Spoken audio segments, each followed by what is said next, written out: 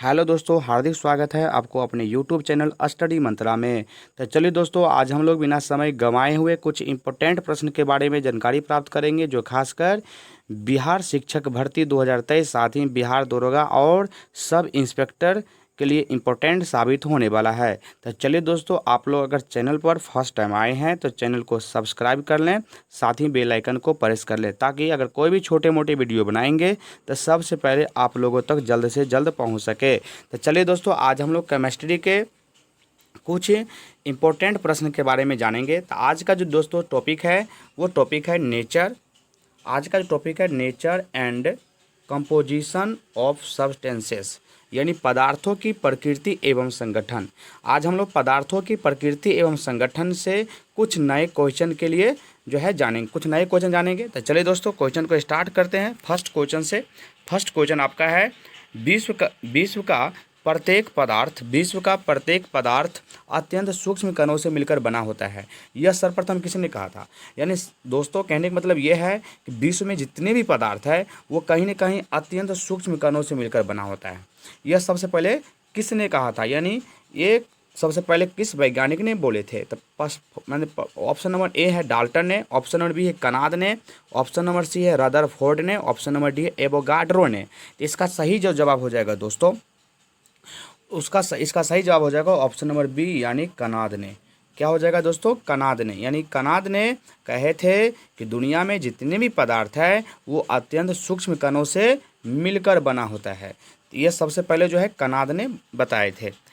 चलिए दोस्तों, next question आपका है, एक ही प्रकार का परमाणु निम्न में से किस में मिलता है? यानी एक ही प्रकार का जो परमाणु है वो निम्न में से किस में मिलता है? तो ऑप्शन नंबर ए है दोस्तों खनिज यौगिक, ऑप्शन नंबर बी है खनिज मिश्रण, ऑप्शन नंबर सी है प्राकृत तत्व, ऑप्शन नंबर डी है इनमें से कोई नहीं। तो इसका तो सही जवाब हो जाएगा दोस्तों ऑप्शन नंबर सी हो जाएगा, यानी प्राकृत तत्व। प्राकृत तत्व यानी एक ही प्रकार का परमाणु निम्न में से किससे मिलता है? तो प्राकृत तत्व में। एक ही प्रकार का दोस्तों जो परमाणु है निम्नलिखित में से किसमें मिलता है? तो प्राकृत तत्व में मिलता है। नेक्स्ट क्वेश्चन है, निम्नलिखित में से कौन सा एक तत्व है? दोस्तों, कहने का मतलब ये क्वेश्चन आपका है कि निम्नलिखित में कौन सा एक तत्व है, निम्नलिखित में कौन सा एक तत्व है? तो ऑप्शन नंबर ए है माणिक्य, ऑप्शन नंबर बी है नीलम, ऑप्शन नंबर सी है पन्ना, ऑप्शन नंबर डी है हीरा। इसका जो सही जवाब हो जाएगा दोस्तों वो ऑप्शन नंबर डी हो जाएगा, यानी हीरा। क्या हो जाएगा दोस्तों? हीरा। यानी हीरा जो है एक तत्व है, यानी हीरा को हम लोग डायमंड बोलते हैं दोस्तों। तो हीरा जो है एक तत्व है। निम्नलिखित कौन सा एक तत्व है दोस्तों? तो हीरा एक तत्व है। चलिए, नेक्स्ट क्वेश्चन आपका है, शुद्ध तत्व कौन सा है? शुद्ध तत्व दोस्तों कौन सा है? तो देखते हैं दोस्तों, शुद्ध जो तत्व है वो कौन सा है। ऑप्शन नंबर ए है कांच, ऑप्शन नंबर बी है सीमेंट, ऑप्शन नंबर सी है सोडियम, ऑप्शन नंबर डी है बालू। तो इसका जो सही जवाब हो जाएगा दोस्तों, शुद्ध तत्व कौन सा है? तो इसका जो सही जवाब हो जाएगा वो ऑप्शन नंबर सी हो जाएगा, यानी सोडियम। सोडियम जो है एक शुद्ध तत्व है। सोडियम कौन सा तत्व है दोस्तों? तो शुद्ध तत्व है। नेक्स्ट क्वेश्चन आपका है, कोयला। कोयला क्या है? यानी कोयला जो है, कोयला को हम लोग कोल भी बोलते हैं दोस्तों। तो कोयला क्या है? तो कोयला तत्व है या यौगिक है या मिश्रण है या तरल है? तो सही से इसका जो सही जवाब हो जाएगा दोस्तों, कोयला जो है, कोयला जो है एक तत्व है। कोयला क्या है दोस्तों? तो कोयला एक तत्व है। याद कर लीजिए, कोयला क्या है दोस्तों? तो कोयला एक तत्व है। कोयला क्या है दोस्तों? कोयला एक तत्व है। नेक्स्ट क्वेश्चन आपका है हीरा। हीरा, चलिए दोस्तों आगे आपका पॉइंट, हीरा जो है, हीरा को हम लोग डायमंड बोलते हैं। हीरा क्या है? तो हीरा क्या है दोस्तों? हीरा क्या है? तो देखते हैं हम लोग, ऑप्शन नंबर ए जो है तत्व, ऑप्शन नंबर बी है यौगिक, ऑप्शन नंबर सी है मिश्रण, ऑप्शन नंबर डी है तरल। तो हीरा जो है दोस्तों वो एक तत्व है। हीरा क्या है दोस्तों? तो हीरा एक तत्व है। हीरा एक तत्व है। नेक्स्ट क्वेश्चन है, दो या दो से अधिक तत्वों के मात्रा के विचार से एक निश्चित अनुपात में संयोग करने से बना पदार्थ कहलाता है। यानी दो या दो से अधिक तत्वों के मात्रा के विचार से एक निश्चित अनुपात में संयोग करने से बना पदार्थ क्या कहलाता है दोस्तों? तो तत्व कहलाता है या यौगिक कहलाता है या मिश्रण कहलाता है या ठोस कहलाता है? इसका जो सही जवाब हो जाएगा दोस्तों वो ऑप्शन नंबर बी हो जाएगा, यानी यौगिक। क्या कहलाता है दोस्तों? यौगिक कहलाता है। यानी कहने का मतलब ये है दोस्तों कि दो या दो से अधिक तत्वों के मात्रा के विचार से एक निश्चित अनुपात में संयोग करने से जो बना पदार्थ कहलाता है वो यौगिक कहलाता है, यानी ऑप्शन नंबर बी हो जाएगा सही जवाब। नेक्स्ट क्वेश्चन आपका है कि निम्नलिखित में कौन सा कथन यौगिकों के बारे में सही नहीं है। निम्नलिखित में कौन सा कथन जो है दोस्तों, निम्नलिखित में कौन सा कथन है जो यौगिकों के बारे में सही नहीं है। तो ऑप्शन नंबर ए है यौगिकों में पदार्थों की मात्रा का संयोजन अनिश्चित होता है। ऑप्शन नंबर बी है घटकों को केवल रासायनिक या विद्युत रासायनिक अभिक्रियाओं से ही अलग किया जा सकता है। ऑप्शन नंबर सी है तत्व नए यौगिक बनाने के लिए अभिक्रिया करते हैं। ऑप्शन नंबर डी है प्रत्येक नए पदार्थ की रचना हमेशा निर्धारित होती है। तो इसका जो सही जवाब हो जाएगा दोस्तों वो ऑप्शन नंबर ए हो जाएगा। क्या हो जाएगा दोस्तों? Option number A. Option number ए हो जाएगा यानी यौगिकों में पदार्थों की मात्रा का संयोजन अनिश्चित होता है। यानी यौगिकों में जो होता है कि पदार्थों की मात्रा का संयोजन जो होता है इनडिफिनिट होता है, यानी अनिश्चित होता है। नेक्स्ट क्वेश्चन है दोस्तों आपका, जो क्वेश्चन आपका है निम्नलिखित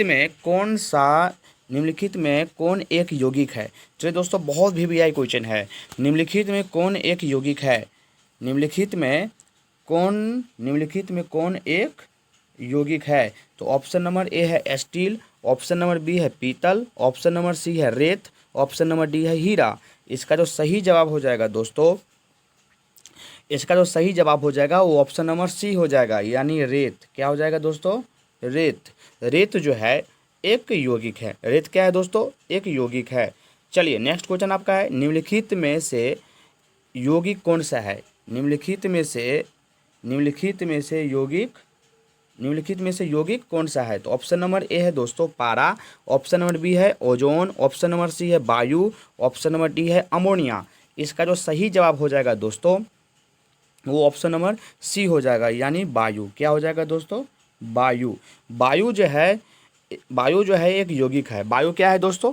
एक यौगिक है। चलिए नेक्स्ट क्वेश्चन आपका है निम्नलिखित में से रासायनिक यौगिक कौन सा है। चलिए दोस्तों निम्नलिखित में से रासायनिक यौगिक कौन सा है। तो चलिए दोस्तों ऑप्शन नंबर ए है वायु, ऑप्शन नंबर बी है ऑक्सीजन, ऑप्शन नंबर सी है अमोनिया, ऑप्शन नंबर डी है पारा। इसका जो सही जवाब हो जाएगा दोस्तों, इसका जो सही जवाब हो जाएगा वो ऑप्शन नंबर सी हो जाएगा, यानी अमोनिया। क्या हो जाएगा दोस्तों? अमोनिया जो है एक रासायनिक यौगिक है। अमोनिया क्या है दोस्तों? एक रासायनिक यौगिक है। नेक्स्ट क्वेश्चन आपका है निम्नलिखित में कौन एक यौगिक है। तो चलिए दोस्तों निम्नलिखित में कौन एक यौगिक है हम लोग देखेंगे। निम्नलिखित में कौन एक यौगिक है। तो ऑप्शन नंबर ए है वायु, ऑप्शन नंबर बी जो है पारा, ऑप्शन नंबर सी है ओजोन, ऑप्शन नंबर डी है जल। तो इसका जो सही जवाब हो जाएगा दोस्तों वो ऑप्शन नंबर डी हो जाएगा। क्या हो जाएगा दोस्तों? ऑप्शन नंबर डी यानी जल जो है एक यौगिक है। जल क्या है दोस्तों? तो जल है एक यौगिक। तो इसमें निम्नलिखित में कौन यौगिक है दोस्तों? जल एक यौगिक है। चलिए नेक्स्ट क्वेश्चन आपका है जल एक यौगिक है क्योंकि। जल जो है एक यौगिक है, सही चीज़ है। चलिए दोस्तों जल सही में है एक यौगिक है। क्यों है यौगिक बताइए आप लोग, कमेंट कीजिए। यह ठोस, द्रव और गैस तीनों रूप में पाया जाता है। ऑप्शन नंबर ए। बी में है इसमें हाइड्रोजन एवं ऑक्सीजन होती है। ऑप्शन नंबर सी है इसमें रासायनिक बंधों से जुड़े हुए दो भिन्न तत्व होते हैं। ऑप्शन नंबर डी जो है यह रासायनिक साधनों द्वारा दो सरल पदार्थों में तोड़ा जा सकता है। तो चलिए दोस्तों इसका जो सही जवाब हो जाएगा वो ऑप्शन नंबर सी हो जाएगा, यानी क्या हो जाएगा इसका दोस्तों सही जवाब? इसमें रासायनिक बंधों से जुड़े हुए दो भिन्न तत्व होते हैं। यानी जल का जो रासायनिक सूत्र होता है दोस्तों वो H2O होता है, यानी हाइड्रोजन और ऑक्सीजन को कंबाइंड करके जल बनता है। तो सही चीज़ में है कि जल जो है एक यौगिक है। जल क्या है दोस्तों? एक यौगिक है। क्यों है? तो इसमें रासायनिक बंधों से जुड़े हुए दो भिन्न तत्व होते हैं, इसलिए जल जो है एक यौगिक है। चलिए नेक्स्ट क्वेश्चन आपका है विरंजक चूर्ण। विरंजक चूर्ण को दोस्तों हम लोग क्या बोलते हैं? विरंजक चूर्ण को हम लोग ब्लीचिंग पाउडर भी बोलते हैं। तो ये विरंजक चूर्ण क्या है दोस्तों? तो तत्व है या यौगिक है या मिश्रण है या अपरूप है। तो विरंजक चूर्ण जो है दोस्तों वो एक यौगिक है। व्यंजक चूर्ण क्या है दोस्तों? तो व्यंजक चूर्ण एक यौगिक है। याद कर लीजिए कि व्यंजक चूर्ण क्या है? एक तो यौगिक है। व्यंजक चूर्ण एक यौगिक है। चलिए नेक्स्ट क्वेश्चन आपका है, दो या दो से अधिक शुद्ध पदार्थों को किसी भी अनुपात में मिला देने से बनता है। कहने का मतलब ये है दोस्तों कि दो या दो से अधिक शुद्ध पदार्थों को किसी भी अनुपात में मिला देने से क्या बनता है?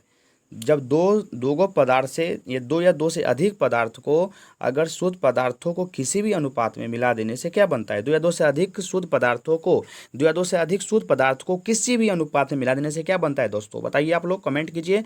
तत्व या यौगिक या मिश्रण या गैस? तो इसका जो सही जवाब हो जाएगा दोस्तों वो ऑप्शन नंबर सी हो जाएगा, यानी मिश्रण। जब हम लोग, याद कीजिए दोस्तों, जब हम लोग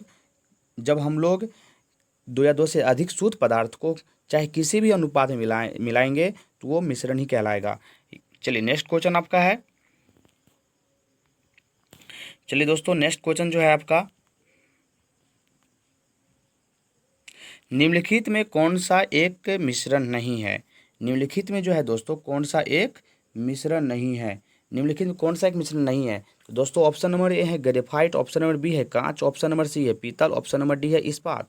इसका सही जवाब हो जाएगा दोस्तों, इसका जो सही जवाब हो जाएगा वो ऑप्शन नंबर ए हो जाएगा, यानी ग्रेफाइट। क्या हो जाएगा दोस्तों? ग्रेफाइट। ग्रेफाइट जो है एक मिश्रण नहीं है। याद कर लीजिए, मिश्रण जो होता है दो या दो से अधिक पदार्थों को किसी भी अनुपात में मिलाने से होता है। चलिए नेक्स्ट क्वेश्चन है, निम्नलिखित में कौन सा पदार्थ एक मिश्रण नहीं है? निम्नलिखित में दोस्तों कौन सा पदार्थ एक मिश्रण नहीं है? तो ऑप्शन नंबर ए हम लोग देख लेते हैं दोस्तों, टीन, समुद्री जल, मृदा या वायु। ऑप्शन नंबर ए में है दोस्तों टीन, ऑप्शन नंबर बी है समुद्री जल, ऑप्शन नंबर सी है मृदा, ऑप्शन नंबर डी है वायु।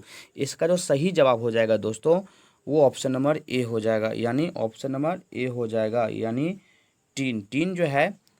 टीन जो है दोस्तों एक मिश्रण नहीं है। यानी समुद्री जल में भी एक मिश्रण होता है, मृदा में मिश्रण होता है, मिट्टी भी तो वैसे ही दोस्तों मिश्रण में कथी कहती जाता है, जैसे मिट्टी मिश्रण है उसमें मिलावटी होती है, कंकर पत्थर बहुत कुछ होते हैं दोस्तों।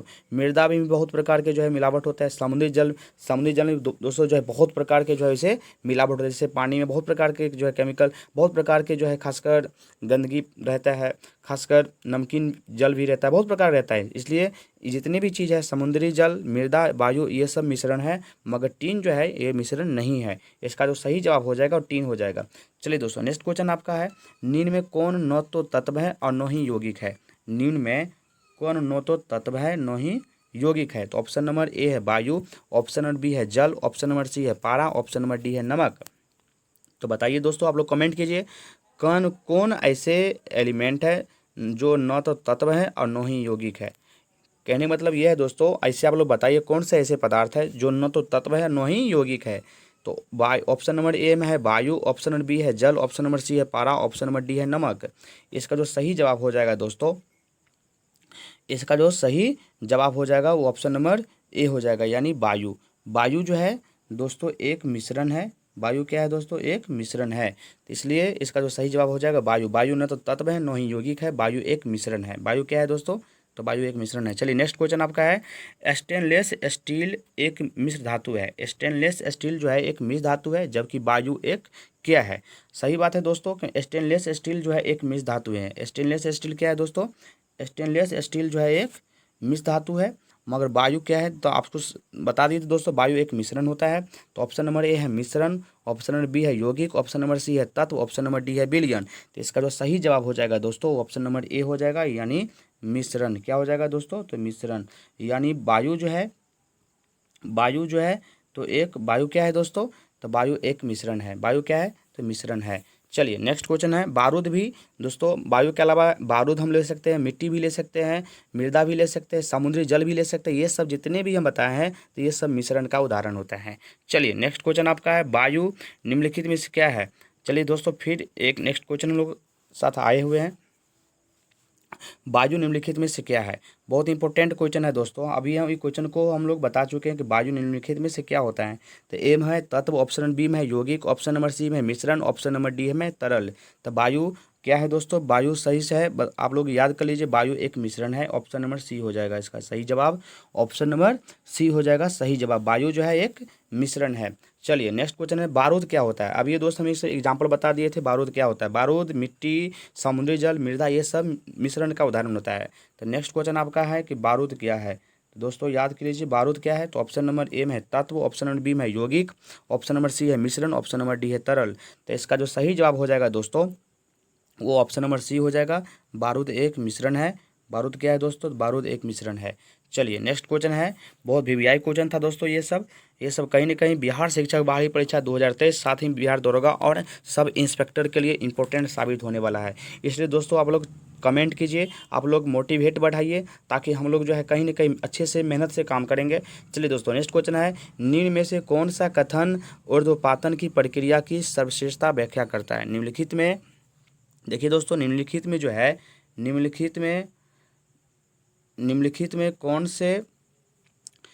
कौन सा कथन ऊर्ध्वपातन की प्रक्रिया की सर्वश्रेष्ठता व्याख्या करता है। ऑप्शन नंबर में ए में है, वो प्रक्रिया जिसमें हवा की जलवाष्प की तरल रूप में बदल दिया जाता है। ऑप्शन नंबर बी में है, वो प्रक्रिया जिससे जल तरल अवस्था से गैस या वाष्प में परिवर्तित होता है। ऑप्शन नंबर सी है, वो प्रक्रिया जिसके माध्यम से पादपों में जल का प्रवाह होता है तथा इसके वायुवीय भागों से इसका जो है वाष्पोत्सर्जन होता है। ऑप्शन नंबर डी है, किसी पदार्थ का मध्यवर्ती तरल अवस्था से गुजरे बिना ठोस अवस्था से सीधे ही गैसीय अवस्था में परिवर्तन। तो इसका जो सही जवाब हो जाएगा दोस्तों, इसका जो सही जवाब हो जाएगा वो ऑप्शन नंबर डी हो जाएगा, यानी ऑप्शन नंबर डी, किसी पदार्थ का मध्यवर्ती तरल अवस्था से गुजरे बिना ठोस अवस्था से सीधे ही गैसीय अवस्था में परिवर्तन, ये जो है उत्पादन प्रक्रिया की सर्वश्रेष्ठ जो है व्याख्या करता है। चलिए option number D. Next question है दोस्तों, सोडियम जो क्लोराइड है, सोडियम क्लोराइड शुद्ध रासायनिक सूत्र होता है दोस्तों NaCl, यानी सोडियम क्लोराइड और अमोनियम क्लोराइड के मिश्रण किसके द्वारा पृथक किया जा सकता है। दोस्तों कहने मतलब ये है, सोडियम क्लोराइड अमोनियम क्लोराइड के मिश्रण जो है किसके द्वारा पृथक किया जा सकता है। ऑप्शन नंबर ए है ऊर्ध्वपातन, ऑप्शन नंबर बी है निःसंयोजन, ऑप्शन नंबर सी जो है वर्ण लेखन, ऑप्शन नंबर डी है आसवन। तो इसका जो सही जवाब हो जाएगा दोस्तों, वो ऑप्शन नंबर ए हो जाएगा। क्या हो जाएगा, ऑप्शन नंबर ए ऊर्ध्वपातन। सोडियम क्लोराइड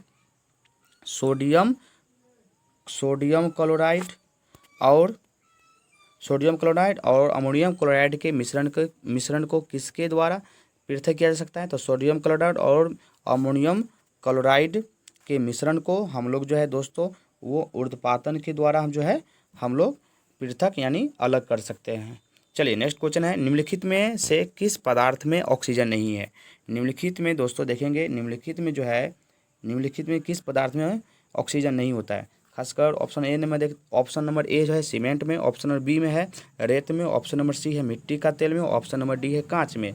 तो इसका जो सही जवाब हो जाएगा दोस्तों, वो ऑप्शन नंबर सी हो जाएगा, यानी मिट्टी का तेल। क्या हो जाएगा दोस्तों, तो मिट्टी का तेल जो है इसमें ऑक्सीजन नहीं होता है। निम्नलिखित में किस पदार्थ में ऑक्सीजन नहीं होता है दोस्तों, तो मिट्टी का तेल में। ऑप्शन नंबर सी हो जाएगा इसका सही जवाब। चलिए दोस्तों नेक्स्ट क्वेश्चन है आपका है, कौन सा पदार्थ प्रकृति में तीनों अवस्था यानी ठोस, द्रव एवं गैस में पाया जाता है। दोस्तों आपको मालूम होगा कि खासकर पदार्थ की 3 अवस्था होता है, कौन कौन, तो सॉलिड, लिक्विड और गैस। तो पदार्थ की कौन सा पदार्थ ऐसे होते हैं जो प्रकृति की तीनों अवस्था में पाया जाता है। तो H2O, option number A, option number B है H2O2, ऑप्शन नंबर सी है NH3, ऑप्शन नंबर डी है SO2। तो इसका जो सही जवाब हो जाएगा दोस्तों, ऑप्शन नंबर ए हो जाएगा, यानी H2O, यानी जल जो होता है पदार्थ की तीनों अवस्था में पाया जाता है। दोस्तों याद कर लीजिए, कौन सा पदार्थ प्रकृति के याद कीजिए दोस्तों, कौन सा पदार्थ प्रकृति के जो है तीनों अवस्था में पाया जाता है, तो जल H2O, ऑप्शन नंबर ए हो जाएगा इसका सही जवाब। चलिए दोस्तों नेक्स्ट क्वेश्चन आपका है, पदार्थ की चतुर्थ अवस्था क्या है। यानी दोस्तों हम लोग पदार्थ की चतुर्थ अवस्था को कौन सी अवस्था कहते हैं, यानी ठोस, ऑप्शन नंबर ए। याद कीजिए दोस्तों, पदार्थ की चतुर्थ अवस्था क्या है, तो ऑप्शन नंबर में ए है ठोस, ऑप्शन नंबर बी में है तरल, ऑप्शन नंबर सी है प्लाज्मा, ऑप्शन नंबर डी है गैस। तो इसका जो सही जवाब हो जाएगा दोस्तों, पदार्थ की जो चतुर्थ अवस्था है वो प्लाज्मा कहलाता है। पदार्थ की चतुर्थ अवस्था क्या कहते हैं दोस्तों? प्लाज्मा कहते हैं। ऑप्शन नंबर सी हो जाएगा इसका सही जवाब। तो पदार्थ की चतुर्थ अवस्था को हम लोग प्लाज्मा कहते हैं। ऑप्शन नंबर सी हो जाएगा। चलिए दोस्तों, नेक्स्ट क्वेश्चन आपका है, पदार्थ की निम्नलिखित में से किस अवस्था को बोस आइंस्टीन या कंडेंसेंट के नाम से भी जाना जाता है? पदार्थ की निम्नलिखित में से किस अवस्था को बोस आइंस्टीन या कंडेंसेंट के नाम से भी जाना जाता है? तो चलिए दोस्तों, हम लोग देखते हैं कि पदार्थ की निम्नलिखित में से किस अवस्था को बोस आइंस्टीन कंडेंसेंट के नाम से भी जाना जाता है। तो ऑप्शन नंबर में ए है तृतीय, ऑप्शन नंबर बी में है पंचम, ऑप्शन नंबर सी है द्वितीय, ऑप्शन नंबर डी है चतुर्थ। तो पदार्थ की कौन सा अवस्था को जो है बोस आइंस्टीन या कंडेंसेंट के नाम से जाना जाता है दोस्तों? तो कौन सा अवस्था है? तृतीय है या पंचम अवस्था है या द्वितीय अवस्था है या चतुर्थ अवस्था है? तो इसका जो सही जवाब हो जाएगा दोस्तों वो ऑप्शन नंबर बी हो जाएगा, यानी पंचम अवस्था को, यानी पदार्थ की पंचम अवस्था को बोस आइंस्टीन या कंडेंसेंट के नाम से भी हम लोग जानने का काम करते हैं, ये जानते हैं। चलिए नेक्स्ट क्वेश्चन आपका है, वो प्रक्रिया जिसमें अशुद्ध पानी को